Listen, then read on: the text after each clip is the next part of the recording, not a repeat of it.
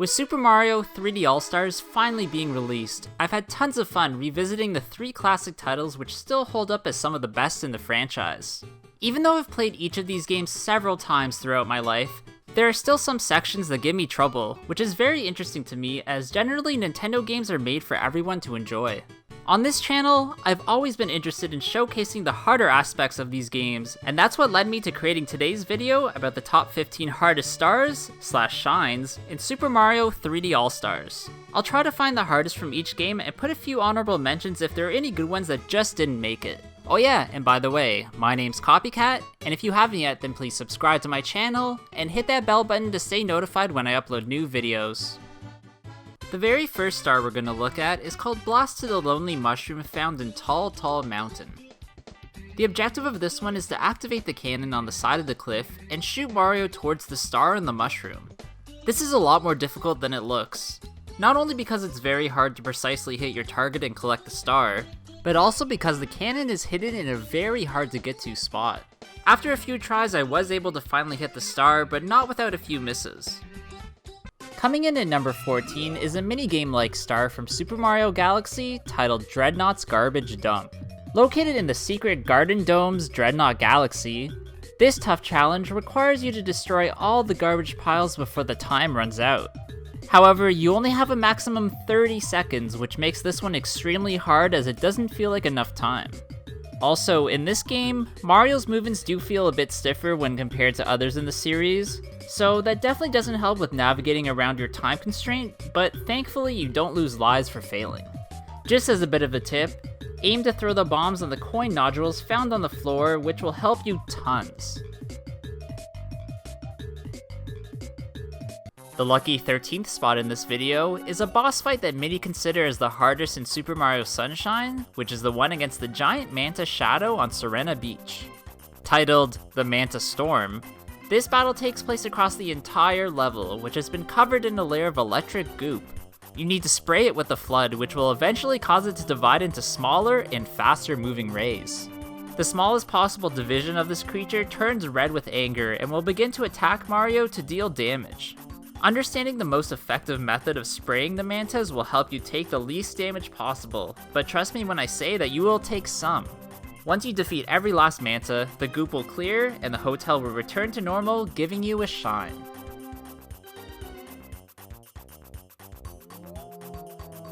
One of my favorite stars from Super Mario 64 is also one of the hardest in that game, called Stomp on the Thwomp in Tick-Tock Clock. Getting to this one takes some very precise platforming as it's situated at the top of the course with some really tough obstacles in the way. These include rotating blocks, spinning platforms, lifts, conveyor belts, and many more things that want to cause you to fail. You think you could avoid this all by entering the level when the minute hand is on the 12, completely stopping everything. However, you do need the clock hand inside the level to be moving, so that means the best time to enter is when the minute hand is on the 3, meaning that everything inside will be moving very slowly. Once you finally reach the thwomp, you can jump on its head and use it as a boost to get to the star.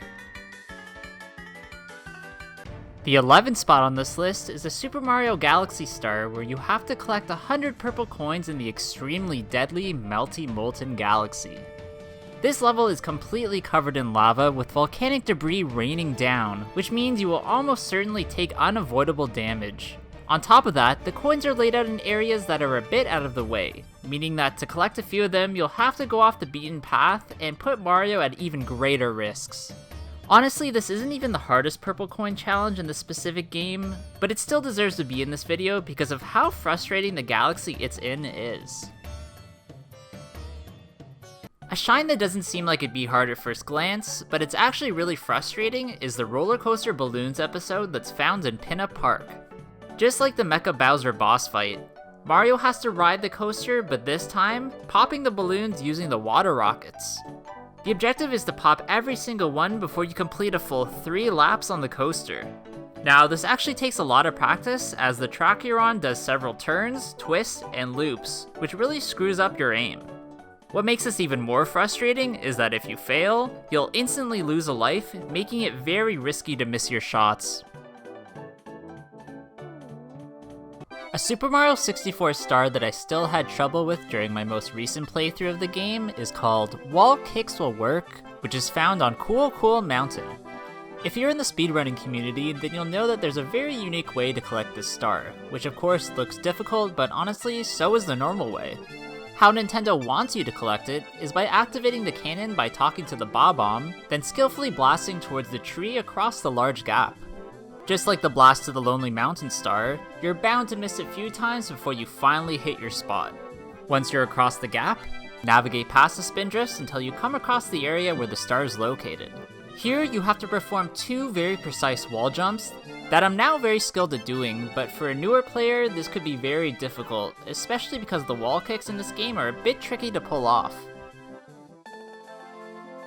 Fast Foes on the Cyclone Stone comes in at number 8 in this video, which can be found in the Beach Bowl Galaxy.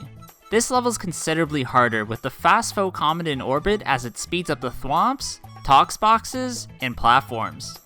This made missing a jump very easy and took me a little bit to get used to. The tox boxes also gave me a lot of trouble as I constantly underestimated how fast they can travel. Eventually I was able to get to the end of this level, but not after several attempts.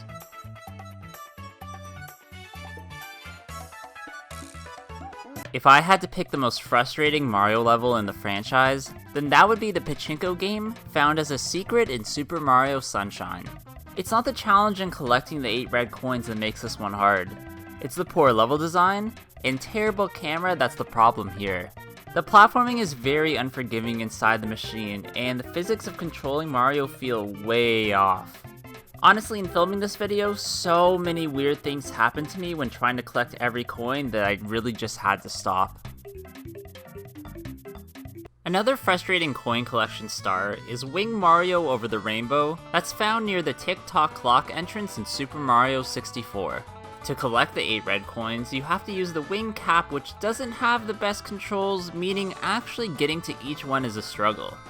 Landing from cloud to cloud and gaining enough height to even reach them were the 2 things that gave me the most trouble, but also the fact that if you fail, you're sent all the way back outside the castle is just a pain. One of Super Mario Galaxy's ultimate stars is the Lava Spire Daredevil run, found when a comet appears in the Melty molten galaxy. With only a single hit point and so much around you that can hurt Mario, I've never felt such a sense of urgency to be careful with every step. The Pole Star section also gave me tons of trouble, as there's balls of fire being shot from planet to planet, but if you're patient you should be able to avoid taking any damage. The final spire climb can also cause misery, as the lava quickly rises, so you have to pick up the pace to survive. I could see for less experienced players, this star being one of the hardest, but after years of playing each of these titles, I've managed to learn how to stay alive. If you're trying to 100% Super Mario Sunshine, then hands down, one challenge you will definitely struggle with is collecting the 10 blue coins in Corona Mountain. Traveling through this lava-filled level in just a wooden boat, using the flood to propel you is not easy, especially as the controls feel very off. In filming this video, I couldn't even figure out how to control the boat, and constantly died in the lava, as if you hit any wall or pillar, it will just disintegrate. I legit gave up filming myself getting the coins, as I just constantly was dying, and yes, I do realize one of the worst levels in this game is called Corona Mountain. Man, 2020 just sucks. In Super Mario 64, one of the hardest coin collection stars comes in the form of getting 100 coins in the unforgiving Rainbow Ride course. There aren't many easy coins to gather around this air-themed level, so you'll have to rely on incredibly skillful platforming, as if you mess up at all, then you'll fall to your death.